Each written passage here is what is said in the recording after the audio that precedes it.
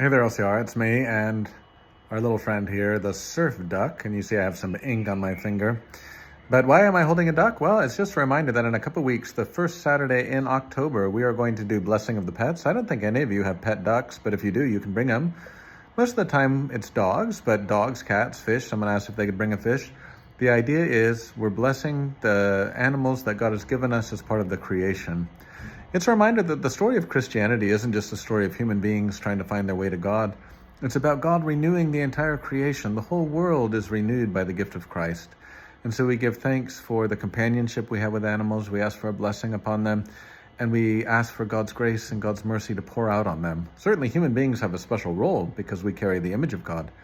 But we can also give thanks for the entire creation. And when we talk about bringing God's peace to the world, we're talking about it being from the bottom to the top, from the lowest rock and mineral and vegetable all the way up to the highest angels to God.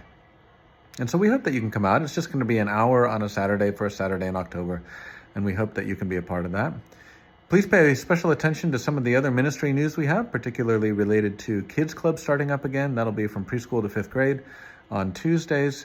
Also, Michelle has some cool stuff coming up related to a second Sunday worship opportunity. That'll also start in October, a way to come together in the courtyard in the afternoon and be able to worship together and do it in a little bit more experiential, informal setting, but also to have a message and music and sacrament.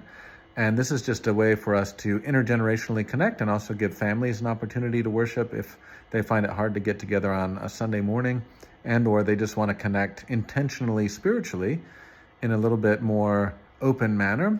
So we have some new initiatives that we're bringing about so that we can expand our spiritual experience of God. Our spiritual exercise group is going to be meeting on Sunday after church. If you'd like to be a part of that still, there's time to yet join. This will be the last Sunday you can join. And of course, the Cursillo retreats are happening. This weekend is the male retreat, next weekend the female retreat.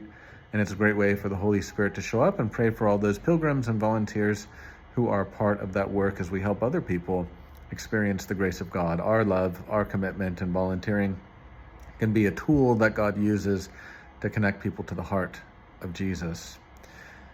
As I mentioned to you last week, we got a nice little swag bag from our Akune mission partners in Japan. It's a reminder that we have another team of people going this March, and they're going to see some new things we haven't seen before because the Akune mission is growing.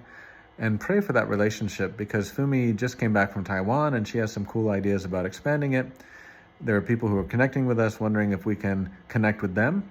And so may God give us wisdom as we discern these things so that we can be faithful to God's call. So whether it's a rubber duck or someone else, we hope you'll come to Blessing of the Pets. We hope you'll be in worship this Sunday. We hope you'll avail yourself of a Monday morning Bible study or a Wednesday night adult forum, all the different ways we can connect and be closer to God and one another.